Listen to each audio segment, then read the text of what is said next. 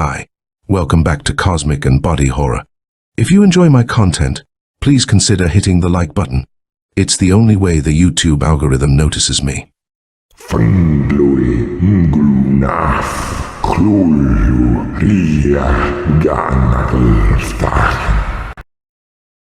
This is the second book following the story of Leif Langdon, who was suddenly ripped from the 20th century and plunged into the ancient world of the Mirage. I would recommend listening first to the book of Khalk'ru. That being said, let's delve in. Book of the Witch Woman. Chapter 13. Khalk'ru. I had sense enough to throw my hands up over my head, and so I went down feet first. The pygmies hanging to my legs helped that, too. When I struck the water, I sank deep and deep. The old idea is that when a man drowns, his whole past life runs through his mind in a few seconds, like a reversed cinema reel. I don't know about that, but I do know that in my progress into Nanbu's depths and up again, I thought faster than ever before in my life. In the first place, I realized that Everly had ordered me thrown off the bridge. That made me white-hot mad. Why hadn't she waited and given me a chance to explain the ring? Then I thought of how many chances I'd had to explain, and hadn't taken one of them. Also that the pygmies had been in no mood for waiting, and that Everly had held back their spears and arrows and given me a run for my life, even though it might be a brief one. Then I thought of my utter folly in fleshing the ring at that particular moment, and I couldn't blame the little people for thinking me an emissary of Khalk'ru. And I saw again the heartbreak in Everly's eyes, and my rage vanished in a touch of heartbreak of my. After that, quite academically, the idea came to me that Tiber's hammer play explained old god Thor of the Norse and his hammer Mjolnir, the smasher, which always returned to his hand after he had thrown it. To make it more miraculous, the Skalds had left out that practical detail of the thong. Here was still another link between the Uyghur or Aegir and the Aesir. I'd talked to Jim about it.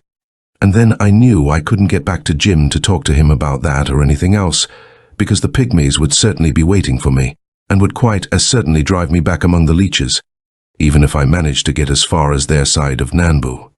At that thought, if a man entirely immersed in water can break into a cold sweat, I did it. I would much rather pass out by way of the little people's spears and darts, or even Tiber's smasher, than be drained dry by those sucking mouths. Just then I broke through the surface of Nanbu, trod water for a moment, clearing my eyes, and saw the red slug back of a leech gliding toward me not 20 feet away.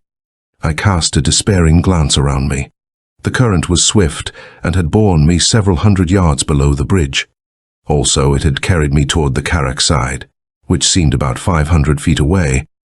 I turned to face the leech. It came slowly, as though sure of me. I planned to dive under it and try to make for the shore, if only there were no others. I heard a chattering shout. She shot past me. He raised an arm and pointed at Khalk'ru. Clearly he was telling me to get there as quickly as I could. I had forgotten all about him, except for a momentary flash of wrath that he had joined my assailants. Now I saw what an injustice I had done him. He swam straight to the big leech and slapped it alongside its mouth. The creature bent toward him. Actually, it nuzzled him. I waited to see no more, but struck out as fast as my boots would let me for the riverbank. That was no pleasant swim. No. The place was thick with the gliding red backs. Without question, it was only Shri that saved me from them. He came scuttering back, and he circled round and round me as I ploughed on. He drove the leeches away. I touched bottom and scrambled over rocks to the safety of the bank. The golden pygmy sent one last call to me. What he said I could not hear. I stood there, gasping for breath, and saw him shooting across the white water like a yellow flying fish, a half-dozen of the red slugbacks gliding in his wake. I looked up at Nansor Bridge, the little people's end of it, and the parapets were crowded with pygmies, watching me. The other side was empty. I looked around me. I was in the shadow of the walls of the black citadel. They arose, smooth, impregnable, for 100 feet. Between me and them was a wide plaza, similar to that over which Tiber and the witch-woman had ridden from the bronze gates. It was bordered with squat, one-storied houses of stone. There were many small flowering trees. Beyond the bordering houses were others, larger, more pretentious, set farther apart. Not so far away and covering part of the plaza was an everyday, open-air market. From the bordering houses and from the market, scores of people were pouring down upon me. They came swiftly, but they came silently, not calling to one another, not signaling nor summoning, intent upon me. I felt for my automatic and swore, remembering that I had not worn it for days. Something flashed on my hand, the ring of Khalk'ru. I must have slipped it on my thumb when the pygmies had rushed me. Well, the ring had brought me here. Surely its effect would not be less upon these people than it had been upon those who had faced me from the far side of the broken bridge. At any rate, it was all I had. I turned it so that the stone was hidden in my hand. They were close now, and mostly women and girl children. They all wore much the same kind of garment, a smock that came down to their knees and which left the right breast bare. Without exception, they were red-haired and blue-eyed, their skins creamy white and delicate rose, and they were tall and strong and beautifully formed. They might have been Viking maids and mothers come to welcome home some dragon ship from its seafaring. The children were little blue-eyed angels. I took note of the men. There were not many of them, a dozen perhaps. They, too, had the red poles and blue eyes. The older wore short beards. The younger were clean-shaven. They were not so tall by several inches as the run of the women. None, men nor women, came within half a head of my height. They bore no weapons. They halted a few yards from me, looking at me in silence. Their eyes ran over me and stopped at my yellow hair, and rested there. There was a bustle at the edge of the crowd. A dozen women pushed through and walked toward me. They wore short kirtles. There were short swords in their girdles, and they carried javelins in their hands. Unlike the others, their breasts were covered. They ringed me, javelins raised, so close that the tips almost. The leader's bright blue eyes were bold, more soldiers than woman's. The yellow-haired stranger. Luca has smiled on us this day. The woman beside her leaned and whispered, but I caught the words. Tiber would give us more for him than Lur. The leader shook her head. Too dangerous. We'll enjoy Lur's reward longer. She looked me over, quite frankly. It's a shame to waste him, she said. Lur won't, the other answered. Cynically, the leader gave me a prod of her javelin and motioned toward the citadel wall. Onward, yellow hair, she said. It's a pity you can't understand me. Or I'd tell you something for your own good, at a price, of course. She smiled at me and prodded me again. I felt like grinning back at her. She was so much like a hard-boiled sergeant I'd known in the war. I spoke, instead, sternly. Summon Lur to me with fitting escort. Oh, woman whose tongue rivals the drumstick. She gaped at me, her javelin dropping from her hand. Quite evidently, although an alarm had been sounded for me, the fact that I could speak the Uyghur had not been. Summon Lur at once, I said. Or, by Khalk'ru. I did not complete the sentence. I turned the ring and held up. There was a gasp of terror from the crowd. They went down on their knees, heads bent low. The soldier woman's face whitened, and she and the others dropped before me. And then there was a grating of bars. An immense block opened out of the opening. As though my words had summoned them, rode the witch woman with Turbo beside her, and at their heels the little troop who had watched me from Nansor Bridge. They halted, staring at the kneeling crowd. Then Tiber spurred his horse. The witch woman thrust out a hand and stayed him, and they spoke together. The soldier touched my foot. Let us rise. Lord, she said. I nodded, and she jumped up with a word to her women. Again they ringed me. I read the fear in the leader's eyes, and appeal. I smiled. Don't fear. I heard nothing, I whispered. Then you have a friend in Dara, she muttered. By Luca, they would boil us for what we said. I heard nothing, I repeated. A gift for a gift, she breathed. Watch Tiba's left hand should you fight him. The little troop was in motion. They came riding slowly toward me. As they drew near, I could see that Tiba's face was dark, and that he was holding in his temper with an effort. He halted his horse at the edge of the crowd. His rage fell upon them. For a moment I thought he was going to ride them down. Up, you swine, he roared. Since when has Khalk'ru knelt to any but its rulers? They arose, huddled together with frightened faces as the troop rode through them. I looked up at the witch-woman and the laugher. Tiba glowered down on me, his hand fumbling at his hammer. The two big men who had flanked him on the bridge edged close to me, long swords in hand. The witch-woman said nothing, studying me intently yet with a certain cynical impersonality I found disquieting. Evidently she still had not made up her mind about me and was waiting for some word or move of mine to guide her. I didn't like the situation very much. If it came to a dogfight, I would have little chance with 3 mounted men, to say nothing of the women. I had the feeling that the witch-woman did not want me killed out of hand, but then she might be a bit late in succoring me. And beyond that, I had no slightest wish to be beaten up, trussed up.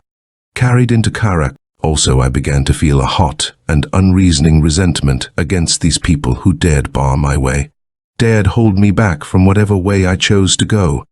An awakening arrogance. A stirring of those mysterious memories that had cursed me ever since I had carried the ring of Kthulhu. Well, those memories had served me on Nansur Bridge when Tiba cast the hammer at me. And what was it Jim had said to let Dwayanu ride when I faced the witch-woman? Well, let him.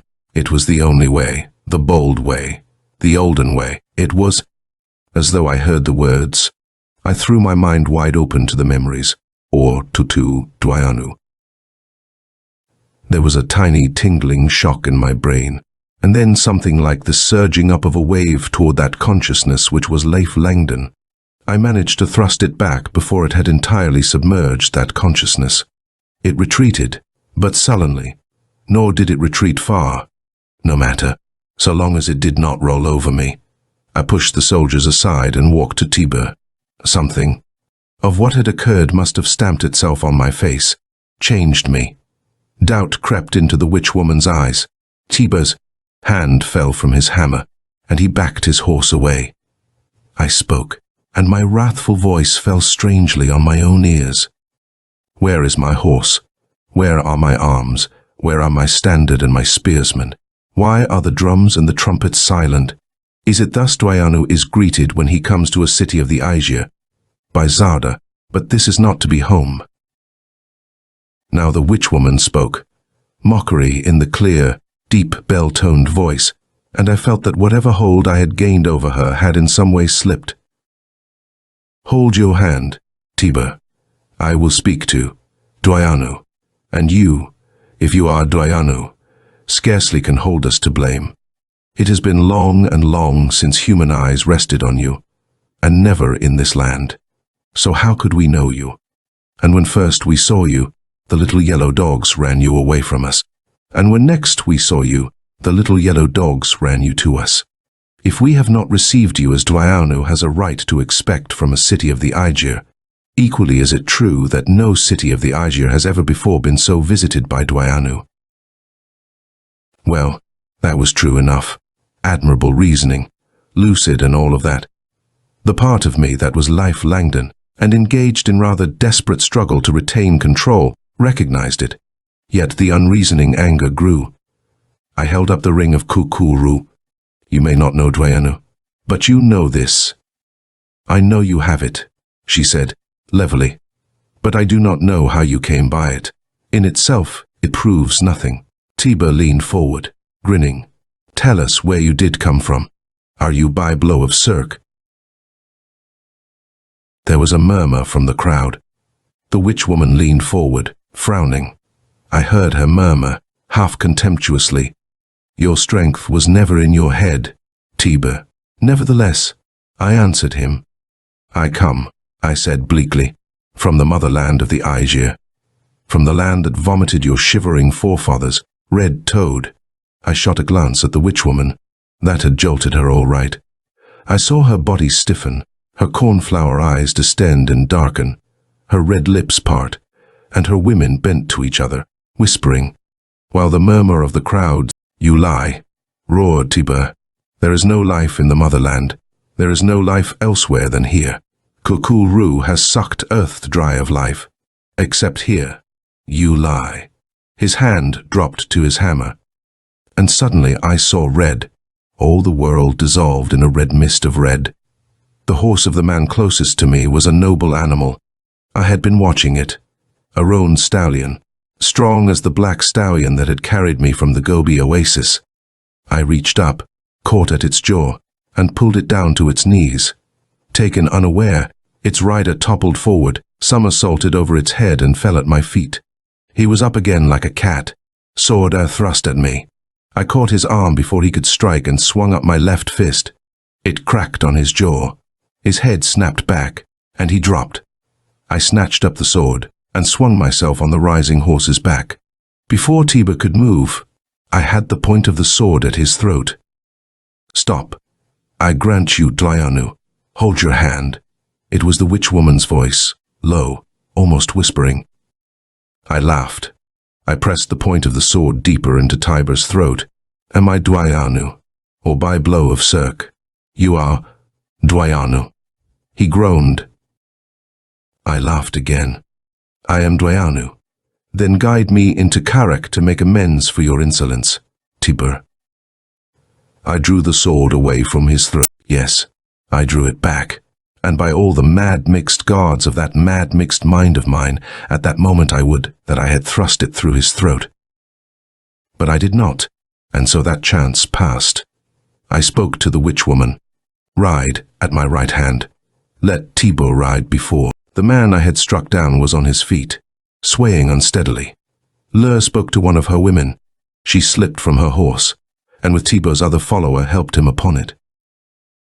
We rode across the plaza, and through the walls of the Black Citadel. Chapter 14. In the Black Citadel, the bars that held the gate crashed down behind us. The passage through the walls was wide and long, and lined with soldiers, most of them women. They stared at me. Their discipline was good, for they were silent, saluting us with upraised swords. We came out of the walls into an immense square, bounded by the towering black stone of the citadel. It was stone-paved and bare, and there must have been 1,000 soldiers in it, again mostly women and one and all of the strong-bodied, blue-eyed, red-haired type. It was a full quarter-mile to the side, the square. Opposite where we entered, there was a group of people on horses, of the same class as those who rode with us, or so I judged. They were clustered about a portal in the farther walls, and toward these we trotted. About a third of the way over, we passed a circular pit 100 feet wide in which water boiled and bubbled, and from which steam arose. A hot spring, I supposed. I could feel its breath. Around it were slender stone pillars from each of which an arm jutted like that of a gallows, and from the ends of them dangled thin chains. It was, indefinably, an unpleasant and ominous place. I didn't like the look of it at all. Something of this must have shown on my face, for Tiber spoke, blandly. "Our cooking pot. No easy one from which to ladle broth," I said. I thought in jesting. "Ah, but the meat we cook there is not the kind we eat," he answered, still more blandly, and his laughter roared out. I felt a little sick, as his meaning reached me. It was tortured human flesh which those chains were designed to hold, lowering it slowly inch by inch into that devil's cauldron. But I only nodded indifferently, and rode on. The witch woman had paid no attention to us, her russet head bent. She went on deep in thought, though now and then I caught her oblique glance at me. We drew near the portal. She signaled those who awaited there, a score of the red-haired maids and women and a half-dozen men. They dismounted. The witch woman leaned to me and whispered, "Turn the ring, so its seal will be covered." I obeyed her, asking no question. We arrived at the portal. I looked at the group there. The women wore the breast-revealing upper garment. Their legs were covered with loose baggy trousers tied in at the ankles, They had wide girdles in which were 2 swords, one long and one short. The men were clothed in loose blouses and the same baggy trousers. In their girdles beside the swords, or rather, hanging from their girdles, were hammers like that of the smith, but smaller. The women who had gathered around me after I had climbed out of Nanbu had been fair enough, but these were far more attractive, finer, with a stamp of breeding the others had not had. They stared at me as frankly, as appraisingly, as had the soldier woman and her lieutenant. Their eyes rested upon my yellow hair and stopped there, as though fascinated. On all their faces was that suggestion of cruelty latent in the amorous mouth of Lur. "We dismount here," said the witch woman, "to go where we may become better acquainted." I nodded as before, indifferently. I had been thinking that it was a foolhardy thing I had done, thus to thrust myself alone among these people. But I had been thinking, too, that I could have done nothing else except have gone to Cirque, and where that was I did not know, and that if I had tried, I would have been a hunted outlaw on this side of White Nanbu, as I would be on the other. The part of me that was Leif Langdon was thinking that, but the part of me that was Dwayanu was not thinking like that at all. It was fanning the fire of recklessness, the arrogance, that had carried me thus far in safety, whispering that none among the Aegir had the right to question me or to bar my way, whispering with increasing insistence that I should have been met by dipping standards and roll of drums and fanfare of trumpets. The part that was Leif Langdon answered that there was nothing else to do but continue as I had been doing, that it was the game to play, the line to take, the only way, and that other part, ancient memories, awakening of Dwayanu, post-hypnotic suggestion of the old Gobi priest, impatiently asked why I should question even myself, urging that it was no game, but truth, and that it would brook little more insolence from these degenerate dogs of the great race, and little more cowardice from me. So I flung myself from my horse, and stood looking arrogantly down upon the faces turned to me, literally looking down, for I was 4 inches or more taller than the tallest of them. Lur touched my arm. Between her and Tiber, I strode through the portal and into the Black Citadel. It was a vast vestibule through which we passed, and dimly lighted by slits far up in the polished rock. We went by groups of silently saluting soldier women. We went by many transverse passages. We came at last to a great guarded door, and here Lur and Tiber dismissed their escorts. The door rolled slowly open. We entered, and it rolled shut behind us. The first thing I saw was the Kraken. It sprawled over one wall of the chamber into which we had come. My heart leaped as I saw it, and for an instant I had an almost ungovernable impulse to turn and run. And now I saw that the figure of the Kraken was a mosaic set in the black stone, or rather, that the yellow field in which it lay was a mosaic, and that the black octopus had been cut from the stone of the wall itself.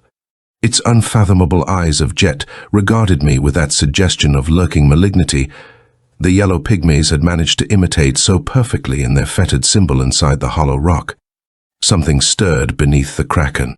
A face looked out on me from under a hood of black. At first I thought it the old priest of the Gobi himself, and then I saw that this man was not so old, and that his eyes were clear deep blue, and that his face was unwrinkled, and cold and white, and expressionless as though carved from marble. Then I remembered what Evely had told me, and knew this must be Yodin the high priest. He sat upon a throne-like chair behind a long, low table on which were rolls like the papyrus rolls of the Egyptians, and cylinders of red metal which were, I supposed, their containers. On each side of him was another of the thrones. He lifted a thin white hand and beckoned me. "Come to me, you who call yourself Dwayanu." The voice was cold and passionless as the face, but courteous.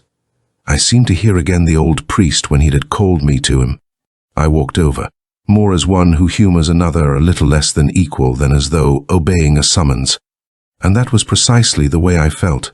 He must have read my thought, for I saw a shadow of anger pass over his face. His eyes searched me. "You have a certain ring," I am told. With the same feeling of humoring one slightly inferior, I turned the bevel of the Kraken ring and held my hand out toward him. He looked at the ring, and the white face lost its immobility. He thrust a hand into his girdle and drew from it a box, and out of it another ring, and placed it beside mine. I saw that it was not so large, and that the setting was not precisely the same. He studied the two rings, and then with a hissing intake of breath he snatched my hands and turned them over, scanning the palms. He dropped them and leaned back in his chair. "Why do you come to us?" he asked. A surge of irritation swept me.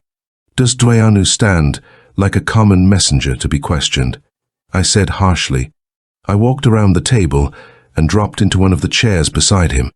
"Let drink be brought, for I am thirsty. Until my thirst is quenched, I will not talk." A faint flush stained the white face. There was a growl from Tiber. He was glaring at me with reddened face. The witch woman stood, gaze intent upon me. No mockery in it now. The speculative interest was intensified. It came to me that the throne I had usurped was Tiber's. I laughed. "Beware, Tiber," I said. "This may be an omen." The high priest intervened, smoothly. "If he be indeed Dwayanu, Tiber, then no honor is too great for him. See that wine is brought." The look that the smith shot at Yodin seemed to me to hold a question. Perhaps the witchwoman thought so too. She spoke quickly. "I will see to it." She walked to the door, opened it, and gave an order to a guard. She waited. There was silence among us while she waited. I thought many things. I thought, for example, that I did not like the look that had passed between Yodin and Tiber, and that while I might trust Lur for the present, still she would drink first when the wine came. And I thought that I would tell them little of how I came to the shadowed land. And I thought of Jim, and I thought of Everly. It made my heart ache, so that I felt the loneliness of nightmare, and then I felt the fierce contempt of that other part of me, and felt it strain against the fetters I had put on it. Then the wine came. The witch-woman carried ewer and goblet over to the table and set them before me. She poured yellow wine into the goblet and handed it to me. I smiled at her.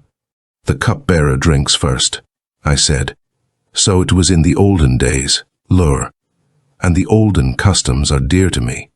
Tiber gnawed his lip and tugged at his beard at that, but Lur took up the goblet and drained it.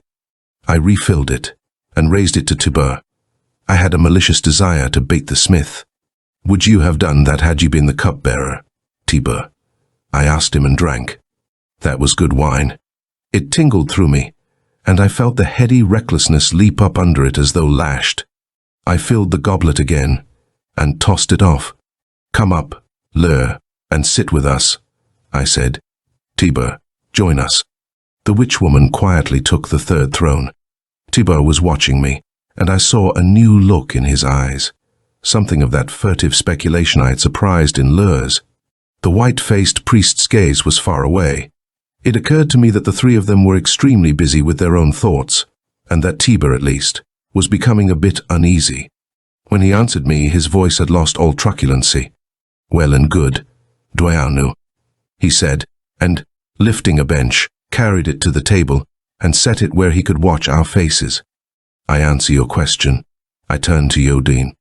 "I came here at the summons of Khalk'ru.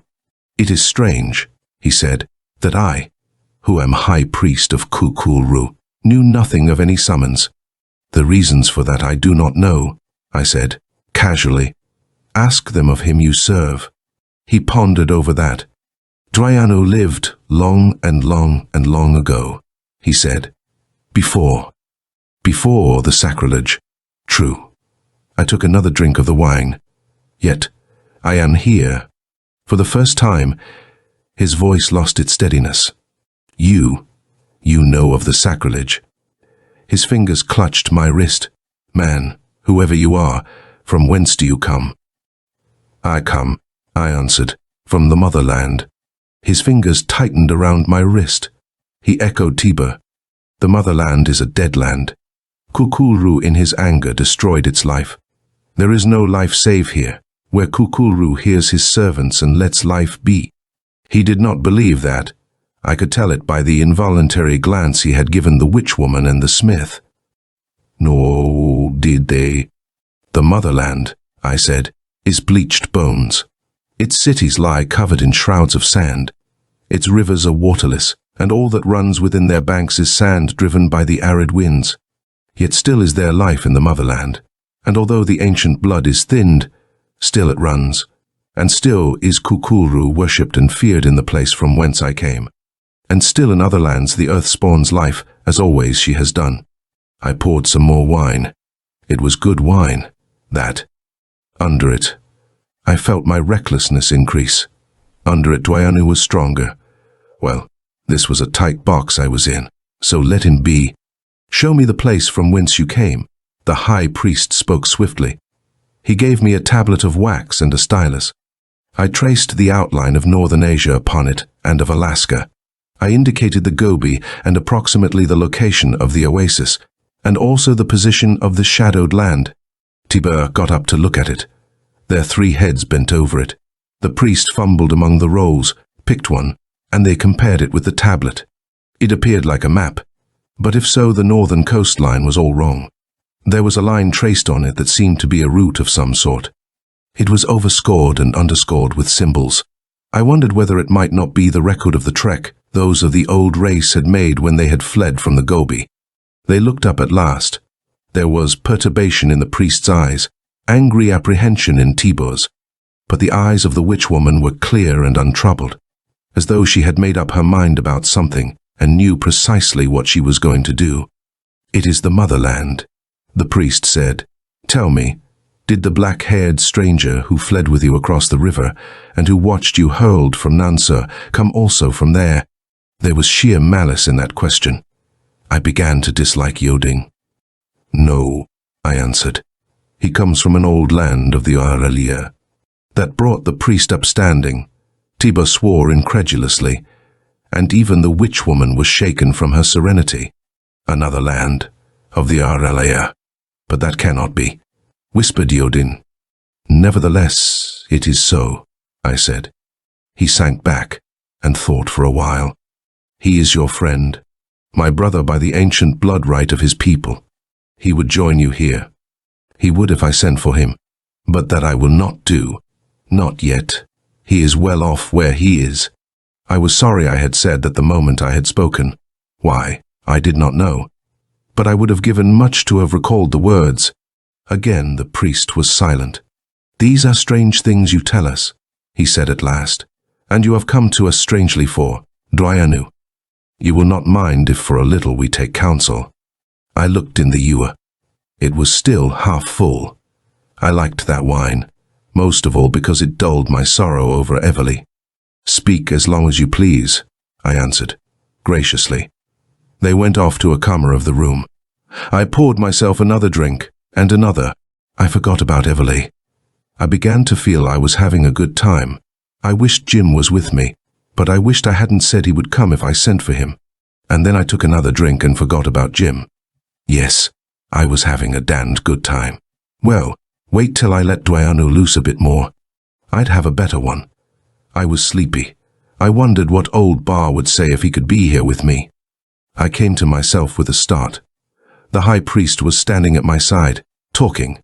I had a vague idea he had been talking to me for some time, but I couldn't remember what about. I also had the idea that someone had been fumbling with my thumb. It was clenched stubbornly in my palm, so tightly that the stone had bruised the flesh. The effect of the wine had entirely worn off. I looked around the room. Tiber and the witch woman were gone. Why hadn't I seen them go? Had I been asleep? I studied Yodin's face. There was a look of strain about it, of bafflement, and yet I sensed some deep satisfaction. It was a queer compositive expression, and I didn't like it. The others have gone to prepare a fitting reception for you, he said, to make ready a place for you in fitting apparel. I arose and stood beside him. As Dwayanu? I asked. Not as yet, he answered urbanely, but as an honored guest. The other is too serious a matter to decide without further proof. And that proof. He looked at me a long moment before answering. That Khalk'ru will appear at your prayer. A little shudder went through me at that. He was watching me so closely that he must have seen it. Curb your impatience. His voice was cold honey. You will not have long to wait. Until then, I probably shall not see you. In the meantime, I have a request to make." "What is it?" I asked. "That you will not wear the ring of Khalk'ru openly, except, of course, at such times as may seem necessary to you." It was the same thing Lur had asked me, yet scores had seen me with the ring. More must know I had it. He read my indecision. "It is a holy thing," he said. "I did not know another existed, until word was brought me that you had shown it on Nansur. It is not well to cheapen holy things. I do not wear mine, except when I think it necessary." I wondered under what circumstances he considered it necessary, and I wished fervently I knew under what circumstances it would be helpful to me. His eyes were searching me, and I hoped he had not read that thought. "I see no reason to deny that request," I said. I slit the ring off my thumb and into my belt pocket. "I was sure you would not," he murmured. A gong sounded lightly. He pressed the side of the table, and the door opened. 3 youths clothed in the smocks of the people entered, and stood humbly waiting. "They are your servants. They will take you to your place," Yudin said. He bent his head. I went out with the 3 young agers. At the door was a guard of 12 women with a bold-eyed young captain. They saluted me smartly. We marched down the corridor and at length turned into another. I looked back. I was just in time to see the witch-woman slipping into the high priest's chamber. We came to another guarded door. It was thrown open, and into it I was ushered, followed by the 3 youths. "We are also your servants." "Lord," the bold-eyed captain spoke, "if there is anything you wish, summon me by this. We shall be at the door." She handed me a small gong of jade, saluted again, and marched out. The room had an odd aspect of familiarity. Then I realized it was much like that to which I had been taken in the oasis.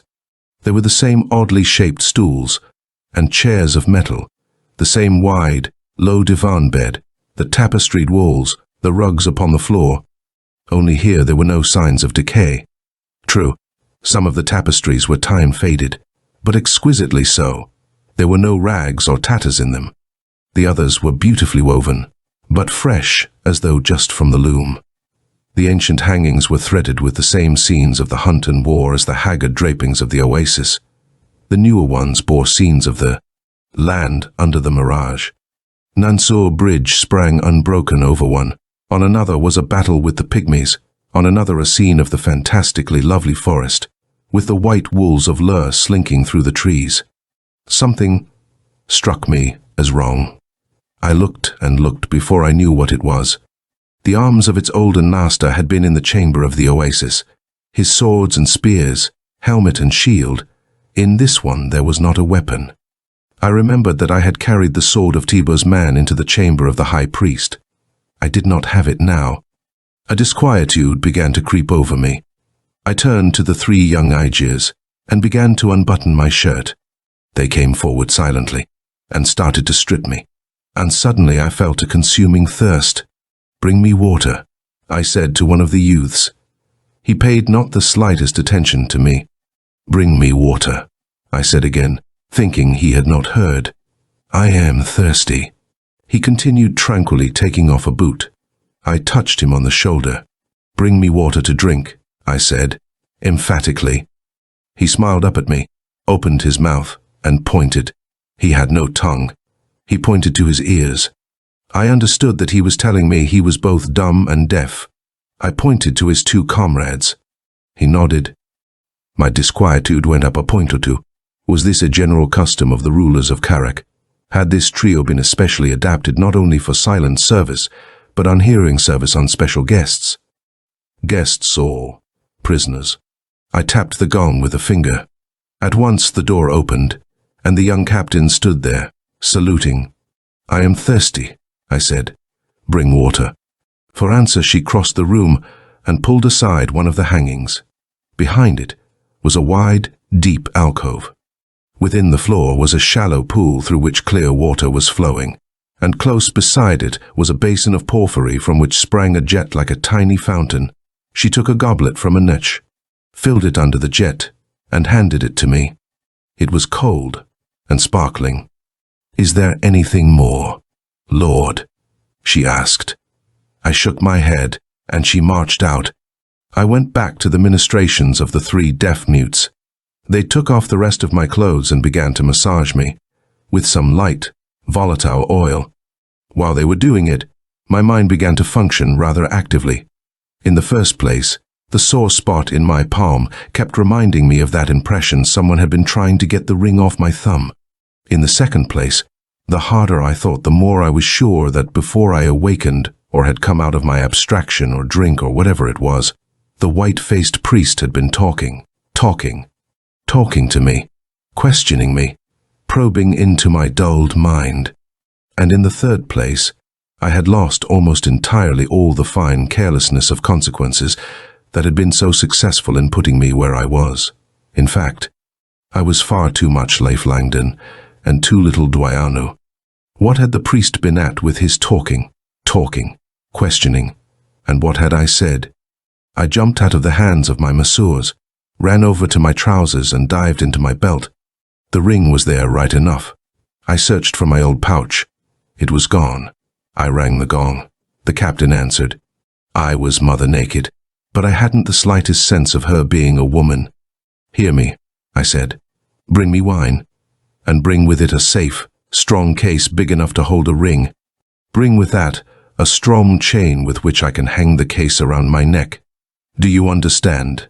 Done at once. Lord, she said. She was not long in returning. She set down the ewer she was carrying and reached into her blouse. She brought out a locket suspended from a metal chain. She snapped it open. Will this do? Lord. I turned from her and put the ring of Khalk'ru into the locket. It held it admirably. Most excellently, I told her, but I have nothing to give you in return. She laughed. Reward enough to have beheld you. Lord, she said, not at all ambiguously, and marched away. I hung the locket round my neck. I poured a drink and then another. I went back to my masseurs and began to feel better. I drank while they were bathing me, and I drank while they were trimming my hair and shaving me. And the more I drank, the more Dwayanu came up, coldly wrathful and resentful. My dislike for Yodin grew. It did not lessen while the trio were dressing me. They put on me a silken undervest. They covered it with a gorgeous tunic of yellow shot through with metallic threads of blue. They covered my long legs with the baggy trousers of the same stuff. They buckled around my waist a broad, gem-studded girdle, and they strapped upon my feet sandals of soft golden leather. They had shaved me, and now they brushed and dressed my hair, which they had shorn to the nape of my neck. By the time they were through with me, the wine was done. I was a little drunk, willing to be more so, and in no mood to be played with. I rang the gong for the captain. I wanted some more wine, and I wanted to know when, where, and how I was going to eat. The door opened, but it was not the captain who came in. It was the witch woman. Chapter 15. The Lake of the Ghosts. Lur paused, red lips parted, regarding me. Plainly she was startled by the difference the Ijer trappings and the ministrations of the mutes had made in the dripping, bedraggled figure that had scrambled out of the river not long before. Her eyes glowed, and a deeper rose stained her cheeks. She came close. Dwayanu, you will go with me. I looked at her and laughed. Why not, Lur? But also, why? She whispered, you are in danger, whether you are Dwayanu or whether you are not. I have persuaded Yodin to let you remain with me until you go to the temple. With me you shall be safe, until then. And why did you do this for me, Lur? She made no answer, only set one hand upon my shoulder and looked at me with blue eyes grown soft, and though common sense told me there were other reasons for her solicitude than any quick passion for me, still at that touch and look the blood raced through my veins, and it was hard to master my voice and speak. I will go with you, Lur. She went to the door, opened it. Owada, the cloak and cap. She came back to me with a black cloak which she threw over my shoulders and fastened round my neck. She pulled down over my yellow hair a close-fitting cap shaped like the Virgin, and she tucked my hair into it. Except for my height, it made me like any other Aegir in Khalk'ru. There is need for haste, Dwayanu. I am ready. Wait. I went over to where my old clothes lay and rolled them up around my boots. After all, I might need them. The witch woman made no comment, opened the door, and we went out. The captain and her guard were in the corridor, also a half-dozen of Lur's women, and handsome creatures they were. Then I noticed that each of them wore the light coat of mail and, besides the 2 swords, carried throwing hammers. So did Lur. Evidently they were ready for trouble, whether with me or with someone else, and whichever way it was, I didn't like it. Give me your sword, I said abruptly to the captain. She hesitated. Give it to him, said Lur. I weighed the weapon in my hand, not so heavy as I would have liked, but still a sword. I thrust it into my girdle and bunched the bundle of my old clothes beneath my left arm, under the cloak. We set off down the corridor, leaving the guard at the door. We went only 100 yards, and then into a small bare chamber. We had met no one. Lur drew a breath of relief, walked over to a side, and a slab of stone slid open, revealing a passage. We went into that, and the slab closed, leaving us in pitch darkness. There was a spark, produced I don't know how, and the place sprang into light from torches in the hands of 2 of the women. They burned with a clear, steady, and silvery flame. The torchbearers marched ahead of us. After a while we came to the end of that passage. The torches were extinguished. Another stone slid away and we stepped out. I heard whispering, and after the glare of the flambeau had worn away, I saw that we were at the base of one of the walls of the Black Citadel, and that close by were 6 more of Lur's women, with horses. One of them led forward a big grey stallion. Mount, and ride beside me, said Lur. I fixed my bundle on the pommel of the high saddle, and straddled the grey. We set off silently. It was never wholly dark at night in the land under the mirage. There was always a faint green luminescence, but tonight it was brighter than I had ever seen it. I wondered whether there was a full moon shining down over the peaks of the valley. I wondered if we had far to go. I was not as drunk as I had been when Lur had come in on me, but in a way I was drunker. I had a queer, light-headed feeling that was decidedly pleasant, a carefree irresponsibility. I wanted to keep on feeling that way. I hoped that Lur had plenty of wine wherever she was taking me. I wished I had a drink right now. We were going through the city beyond the citadel, and we went fast. The broad street we were on was well paved. There were lights in the houses, and in the gardens, and people singing, and drums and pipes playing. Sinister the Black Citadel might be, but it did not seem to cast any shadow on the people of Khalk'ru. Or so I thought then. We passed out of the city into a smooth road running between thick vegetation. The luminous moths like fairy planes were flitting about, and for a moment I felt a pang of memory. And Everly's face floated up before me. It didn't last a second. The grey went sweetly, and I began to sing an old Kirghiz song about a lover who rode in the moonlight to his maid and what he found when he got there. Lur laughed and put her hand over my mouth. Quiet, Dwayanu. There still is danger. Then I realized that I hadn't been singing the Kirghiz at all, but the Uyghur, which was probably where the Kirghiz got it from. And then it occurred to me that I had never heard the song in the Uyghur. It started the old problem going in my mind, and that lasted no longer than the memory of Everly. Now and then, I caught a glimpse of the White River, and then we went over a long stretch where the road narrowed, so that we rode single file between verdure-covered cliffs. When we came out of them, the road forked. One part of it ran right on, the other turned sharply to the left. We rode along this for 3 or 4 miles, apparently directly through the heart of the strange forest. The great trees spread their arms out far overhead. The candelabras and cressets and swaying ropes of blooms gleamed like ghosts of flowers in the pallid light. The scaled trees were like men-at-arms on watch, and the heady fragrances, the oddly stimulating exhalations were strong. Strong. They throbbed from the forest, rhythmically, as though they were the pulse of its life-drunken heart. And as we came to the end of that road and I looked down upon the lake of the ghosts, never, I think, in all the world was there such a place of breathtaking, soul-piercing, unearthly beauty as that lake beneath the mirage in which Lur the witch-woman had her home. And had she not been witch-woman before she dwelt there, it must have made her so.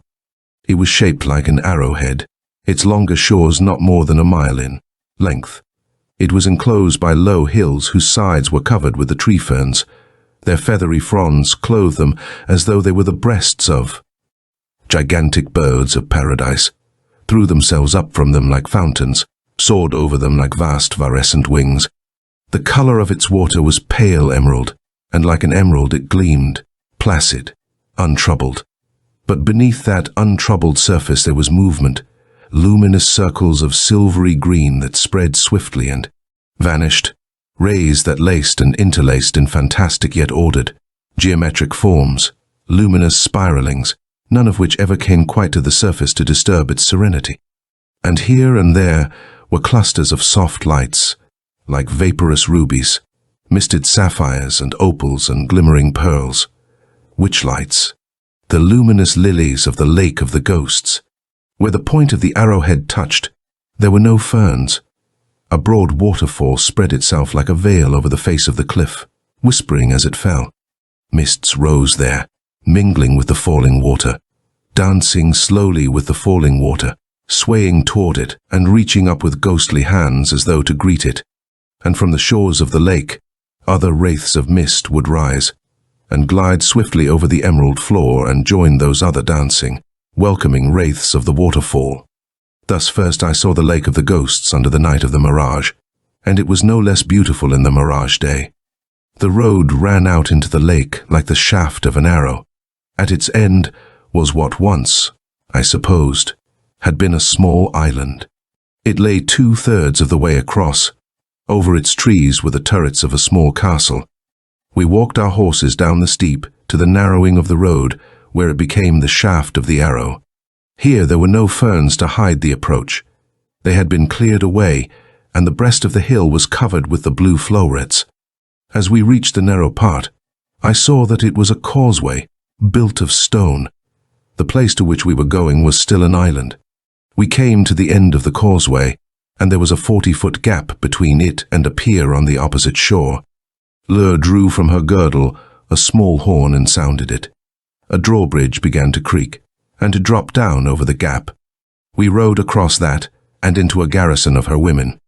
We cantered up a winding road, and I heard the creak of the lifting bridge as we went. We drew up before the house of the witch-woman. I looked at it with interest, not because it was unfamiliar, for it was not, but I was thinking I had never seen a castle of its sort built of that peculiar green stone, nor with so many turrets. Yes, I knew them well. Lady Castles, we had called them, Lanarada, bowers for favorite women, a place to rest, a place to love after war, or when weary of statecraft. Women came and took the horses. Wide doors of polished wood swung open. Lur led me over the threshold. Girls came forward with wine. I drank thirstily. The queer light, headedness, and the sense of detachment were growing. I seemed to have awakened from a long, long sleep, and was not thoroughly awake and troubled by memories of dreams. But I was sure that they had not all been dreams. That old priest who had awakened me in the desert which once had been fertile Aegeland, he had been no dream. Yet the people among whom I had awakened had not been Aegers. This was not Aegeland, yet the people were of the ancient breed. How had I gotten here? I must have fallen asleep again in the temple after, by Zarda, but I must feel my way a bit. Be cautious. Then would follow a surge of recklessness that swept away all thought of caution, a roaring relish of life, a wild freedom as of one who, long in prison, sees suddenly the bars broken, and before him the table of life spread with all he has been denied, to take as he wills. And on its heels a flash of recognition that I was Leif Langdon, and knew perfectly well how I came to be in this place, and must some way, somehow, get back to Everleigh and to Jim. Swift as the lightning were those latter flashes, and as brief. I became aware that I was no longer in the castle's hall, but in a smaller chamber, octagonal, casemented, tapestried. There was a wide, low bed. There was a table glistening with gold and crystal, Tall candles burned upon it. My blouse was gone, and in its place, a light silken tunic. The casements were open, and the fragrant air sighed through them. I leaned from one. Below me were the lesser turrets and the roof of the castle. Far below was the lake. I looked through another. The waterfall with its beckoning wraiths whispered and murmured not 1,000 feet away. I felt the touch of a hand on my head. It slipped down to my shoulder. I swung round. The witch woman was beside me. For the first time I seemed to be realizing her beauty, seemed for the first time to be seeing her clearly. Her russet hair was braided in a thick coronal. It shone like reddest gold, and within it was twisted a strand of sapphires. Her eyes outshone them. Her scanty robe of gossamer blue revealed every lovely, sensuous line of her. White shoulders and one of the exquisite breasts were bare. Her full red lips promised. Anything, and even the subtle cruelty stamped upon them lured. There had been a dark girl. Who had she been? Eval. The name eluded me, no matter. She was like a wraith beside this woman, like one of the mist wraiths swaying at the feet of the waterfall. The witch woman read what was in my eyes. Her hand slipped from my shoulder and rested on my heart. She bent closer, blue eyes languorous, yet strangely intent. And are you truly Dwayanu? I and he, none else. Lur. Who was Dwayanu? Long and long and long ago. I cannot tell you that. Lur. I who have been long asleep, and in sleep forgotten much. Yet, I and he.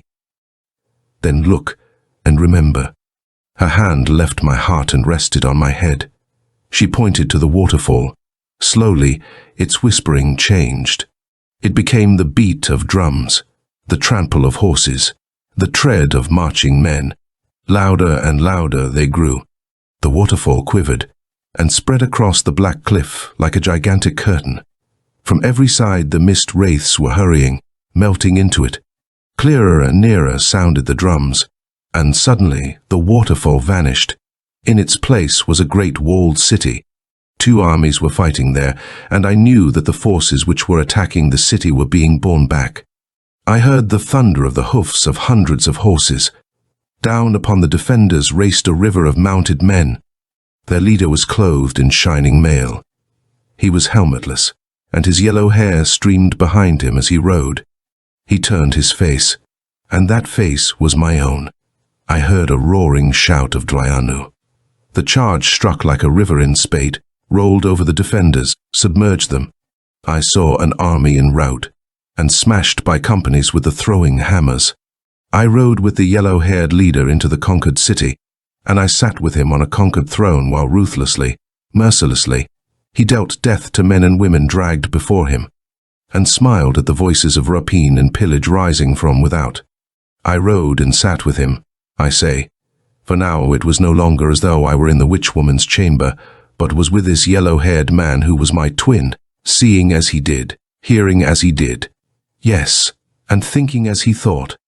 Battle upon battle, tourneys and feasts and triumphs, hunts with the falcons and hunts with great dogs in fair Edgerland, hammer play and anvil play. I saw them, standing always beside Dwayanu like an unseen shadow. I went with him to the temples when he served the gods. I went with him to the temple of the dissolver, black Khalk'ru, the greater than gods, and he wore the ring which rested on my breast. But when he passed within Khalk'ru's temple, I held back. The same deep, stubborn resistance which had halted me when I had visioned the portal of the Oasis temple halted me now. I listened to 2 voices. One urged me to enter with Dwayanu. The other whispered that I must not, and that voice I could not disobey. And then, abruptly, Agerland was no more.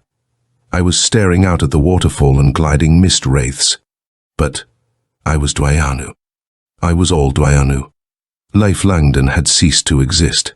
Yet he had left memories, memories which were like half-remembered dreams, memories whose source I could not fathom, but realized that, even if only dreams, were true ones.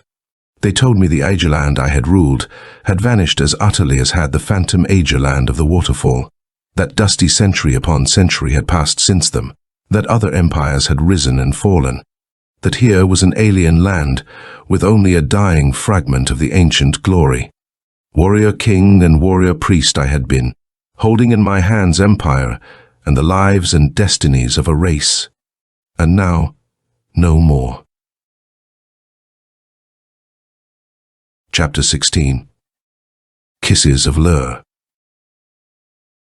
Black sorrow and the bitter ashes were in my heart when I turned from the window. I looked at Lur. From long, slim feet to shining head I looked at her, and the black sorrow lightened, and the bitter ashes blew away. I put my hands on her shoulders and laughed. Luca had spun her wheel and sent my empire flying off its rim like dust from the potters, but she had left me something. In all old Agerland, there had been few women like this. Praise Luca. A sacrifice to her next morning, if this woman proves what I think her. My vanished empire. What of it? I would build another. Enough that I was alive. Again I laughed. I put my hand under Lur's chin, raised her face to mine, set my lips against hers. She thrust me from her. There was anger in her eyes, but there was doubt under the anger. You bade me remember. Well, I have remembered. Why did you open the gates of memory, witch woman, unless you had made up your mind to abide by what came forth? Or did you know less of Dwayanu than you pretended? She took a step back. She said, furiously, I give my kisses. None takes them. I caught her in my arms, crushed her mouth to mine, then released her. I take them. I struck down at her right wrist. There was a dagger in her hand. I was amused, wondering where she had hidden it. I wrenched it from her grip and slipped it in my girdle, and draw the stings from those I kiss. Thus did Dwayanu in the days of old, and thus he does today. She stepped back and back, eyes dilated. AI. But I could read her. She had thought me other than I was, thought me harebrain, imposter, trickster, and it had been in her mind to trick me, to bend me to her will, to beguile me. Me, Dwayanu, who knew women as I knew war. And yet, she was very beautiful, and she was all I had in this alien land to begin the building of my rule. I summed her up as she stood staring at me.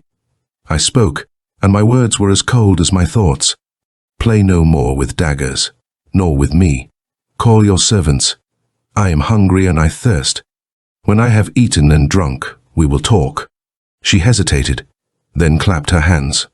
Women came in with steaming dishes, with ewers of wine, with fruits. I ate ravenously. I drank deeply.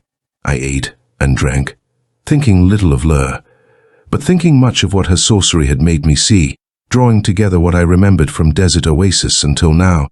It was little enough. I ate and drank silently. I felt her eyes upon me. I looked into them and smiled. You thought to make me slave to your will, Lur. Never think it again. She dropped her head between her hands and gazed at me across the table. Dwayanu died long and long ago. Can the leaf that has withered grow green? I am he, Lur. She did not answer. What was in your thought when you brought me here, Lur? I am weary of Tiber, weary of his laughter, weary of his stupidity. What else? I tire of Yodin. You and I, alone, could rule Karek, if. That if is the heart of it. Which woman? What is it? She arose, leaned toward me. If you can summon Khalk'ru, and if I cannot. She shrugged her white shoulders, dropped back into her chair. I laughed. In which case Tiber will not be so wearisome, and Yodin may be tolerated. Now listen to me, Lur. Was it your voice I heard urging me to enter Kukura's temples? Did you see as I was seeing? You need not answer. I rid you, Lur. You would be rid of Tiber. Well, perhaps I can kill him. You would be rid of Yodin. Well, no matter who I am, if I can summon the greater-than-gods, there is no need of Yodin. Tiber and Yodin gone, there would be only you and me. You think you could rule me? You could not, Lur. She had listened quietly, and quietly now she answered, all that is true." She hesitated. Her eyes glowed. A rosy flush swept over bosom and cheeks. "Yet, there might be another reason why I took you." I did not ask her what that other reason might be. Women had tried to snare me with that ruse before. Her gaze dropped from me. The cruelty on the red mouth stood out for an instant, naked. "What did you promise Yoding? Which woman?" She arose, held out her arms to me. Her voice trembled. "Are you less than Nan, that you can speak to me so? Have I not offered you power to share with me? Am I not beautiful? Am I not desirable? Very beautiful, very desirable. But always I learned the traps my city concealed before I took it." Her eyes shot blue fires at that. She took a swift step toward the door. I was swifter. I held her, caught the hand she raised to strike me. "What did you promise the high priest, Le?" I put the point of the dagger at her throat. Her eyes blazed at me, unafraid. "Luca, turn your wheels so I need not slay this woman." Her straining body relaxed. She laughed. "Put away the dagger. I will tell you." I released her and walked back to my chair. She studied me from her place across the table. She said, half incredulously, "You would have killed me." "Yes," I told her. "I believe you, whoever you may be. Yellow hair, there is no man like you here. Whoever I may be." "Which?" She stirred impatiently. No further need for pretense between us. There was anger in her voice. "I am done with lies. Better for both if you be done with them too. Whoever you are not Dweanu. I say again that the withered leaf cannot turn green nor the dead return. If I am not he, then whence came those memories you watched with me not long ago? Did they pass from your mind to mine? Which woman? Or from my mind to yours?" She shook her head, and again I saw a furtive doubt cloud her eyes. "I saw nothing. I meant you to see something. You eluded me. Whatever it was you saw, I had no part in it. Nor could I bend you to my will. I saw nothing. I saw the ancient land, Lur." She said, sullenly, "I could go no farther than its portal." "What was it you sent me into Agerland to find for Yoding?" "Which woman?" "Khalk'ru," she answered evenly. "And why?" "Because then I would have known surely, beyond all doubt, whether you could summon him. That was what I promised Yoding to discover. And if I could summon him, then you were to be slain before you had opportunity. And if I could not, then you would be offered to him in the temple. By Zada, I swore. Dweanu's welcome is not like what he had of old when he went visiting. Or, if you prefer it, the hospitality you offer a stranger is no thing to encourage travelers. Now do I see eye to eye with you in this matter of eliminating Tibor and the priest. But why should I not begin with you?" "Which?" She leaned back, smiling. "First, because it would do you no good. Yellow hair. Look." She beckoned me to one of the windows. From it, I could see the causeway and the smooth hill upon which we had emerged from the forest. There were soldiers all along the causeway, and the top of the hill held a company of them. I felt that she was quite right. Even I could not get through them unscathed. The old cold rage began to rise within me. She watched me, with mockery in her eyes. "And second," she said, "and second, well, hear me, yellow hair." I poured wine, raised the goblet to her, and drank. She said, "Life is pleasant in this land. Pleasant, at least for those of us who rule it. I have no desire to change it, except in the matter of Tibor and Yodin. And another matter of which we can talk later. I know the world has altered since long and long ago our ancestors fled from Agerland. I know there is life outside this sheltered place to which Khalk'ru led those ancestors. Yodin and Tibor know it, and some few more. Others guess it. But none of us desires to leave this pleasant place, nor do we desire it invaded.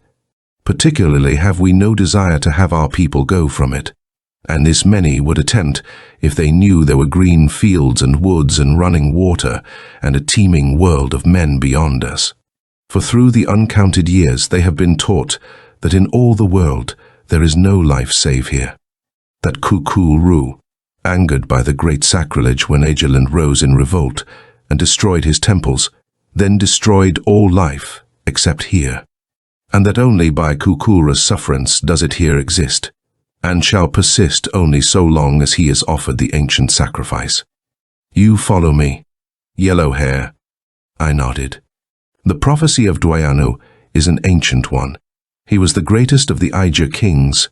He lived 100 years or more before the Aegirs began to turn their faces from Khalk'ru, to resist the sacrifice, and the desert in punishment began to waste the land. And as the unrest grew, and the great war which was to destroy the Aegirs brewed, the prophecy was born, that he would return to restore the ancient glory. No new story. Yellow hair. Others have had their Dwayanus, the Redeemer, the Liberator, the Loosener of Fate, or so I have read in those roles our ancestors carried with them when they fled. I do not believe these stories. New Dwayanus may arise, but the old ones do not return. Yet the people know the prophecy, and the people will believe anything that promises them freedom from something they do not like. And it is from the people that the sacrifices to Khalk'ru are taken, and they do not like the sacrifice. But because they fear what might come if there were no more sacrifices, they endure them. And now, yellow hair, we come to you. When first I saw you, heard you shouting that you were Dwayanu, I took counsel with Yodin and Tiber. I thought you then from Cirque. Soon I knew that could not be. There was another with you. Another. I asked, in genuine surprise. She looked at me, suspiciously. You have no memory of him? No, I remember seeing you. You had a white falcon. There were other women with you. I saw you from the river. She leaned forward, gaze intent. You remember the Aralaya, the little people. A dark girl who calls herself Everly. Little people, a dark girl, Everly. Yes, I did remember something of them, but vaguely. They had been in those dreams I had forgotten, perhaps. No, they had been real. Or had they? Faintly. I seemed to remember something of them. Lure. Nothing clearly. She stared at me, a curious exultation in her eyes. No matter, she said. Do not try to think of them. You were not. Awake. Later we will speak of them. They are enemies. No matter. Follow me now. If you were from Cirque, posing as Dwayanu, you might be a rallying point for our discontented. Perhaps even the leader they needed. If you were from outside, you were still more dangerous, since you could prove us liars. Not only the people, but the soldiers might rally to you, and probably would. What was there for us to do but to kill you? Nothing, I answered. I wonder now you did not when you had the chance. You had complicated matters, she said. You had shown the ring. Many had seen it. Many had heard you call yourself Dwayanu. Yes, I remember now. I had come up from the river. How had I gotten into the river? The bridge, Nansur. Something had happened there. It was all misty, nothing clear-cut. The little people. I remembered something of them. They were afraid of me, but I had nothing against them. Vainly I tried to sort the vague visions into some pattern. Lure's voice recalled my wandering thoughts.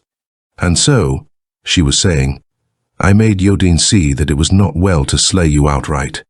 It would have been known, and caused too much unrest. Strengthened Cirque for one thing. Caused unrest among the soldiers. What? Dwayanu had come, and we had slain him. I will take him, I told Yodin. I do not trust Tiber who, in his stupidity and arrogance, might easily destroy us all. There is a better way. Let Khalk'ru eat him and so prove us right and him the liar and braggart. Then not soon will another come shouting that he is Dwayanu. So the high priest does not think me Dwayanu, either. Less even than I do. Yellow hair, she said, smiling, nor Tiber. But who you are, and whence you came, and how and why, that puzzles them as it does me. You look like the Aegir. It means nothing. You have the ancient marks upon your hands. Well, granted you are of the ancient blood. So has Tiber. and he is no redeemer. Again her laughter rang like little bells. You have the ring. Where did you find it? Yellow hair, but you know little of its use. Yodan found that out when you were in sleep, and Yodin saw you turn color and half turn to flee when first you saw Khalk'ru in his chamber. Deny it not. Yellow hair. I saw it myself. Ah, no. Yodin has little fear of a rival with the dissolver. Yet, he is not wholly certain. There is the faintest shadow of doubt. I played on that. And so, you are here. I looked at her with frankest admiration, again raised the goblet and drank to her. I clapped my hands, and the serving girls entered. Clear the table. Bring wine. They came with fresh ewers and goblets. When they had gone out, I went over to the door. There was a heavy bar that closed it. I thrust it down. I picked up one of the ewers and half emptied it. I can summon the dissolver. Witch woman. She drew in her breath, sharply. Her body trembled. The blue fires of her eyes were bright, bright. Shall I show you? I took the ring from the locket, slipped it on my thumb, raised my hands in the beginning of the salutation.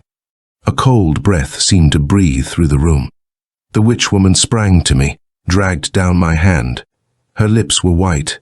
No, no, I believe, Dwayanu. I laughed. The strange cold withdrew, stealthily. And now, witch, what will you tell the priest? The blood was slowly coming back into her lips and face. She lifted the ewer and drained it. Her hand was steady. An admirable woman, this lure. She said, I will tell him that you are powerless. I said, I will summon the dissolver. I will kill Tiber. I will kill Yodin. What else is there? She came to me, stood with breast touching mine. Destroy Cirque. Sweep the dwarfs away. Then you and I shall rule, alone. I drank more wine. I will summon Khalk'ru. I will eliminate Tiber and the priest. I will sack Cirque, and I will war against the dwarfs. If... She looked into my eyes, long and long. Her arm stole round my shoulder. I thrust out a hand and swept away the candles. The green darkness of the mirage night seeped through the casements. The whispering of the waterfall was soft laughter. I take my pay in advance, I said. Such was Dwayanu's way of old. And am I not Dwayanu? Yes, whispered the witch woman. She took the strand of sapphires from her hair. She unbraided her coronal and shook loose its russet gold. Her arms went round my neck. Her lips sought mine and clung to them. There was the beat of horses' hoofs on the causeway, a distant challenge, a knocking at the door. The witch woman awakened, sat sleepily up under the silken tent of her hair. Is it you, Awara? Yes, mistress. A messenger from Tiber. I laughed. Tell him you are busy with your gods, Lur. She bent her head over mine, so that the silken tent of it covered us both. Tell him, I am busy with the gods, Awada. He may stay till morning, or return to Tiber with the message. She sank back, pressed her lips to mine. By Zarda. But it was as it was of old, enemies to slay, a city to sack, a nation to war with, and a woman's soft arms around me. I was well content. This is the end of the story. Tell us what you think in the comment section. Please subscribe and ring the notification bell so you'll be the first to know when we release new content. If you want to support us, consider joining our channel membership. You will get instant early access to more than 100 stories before their release. This is the only way to support our channel.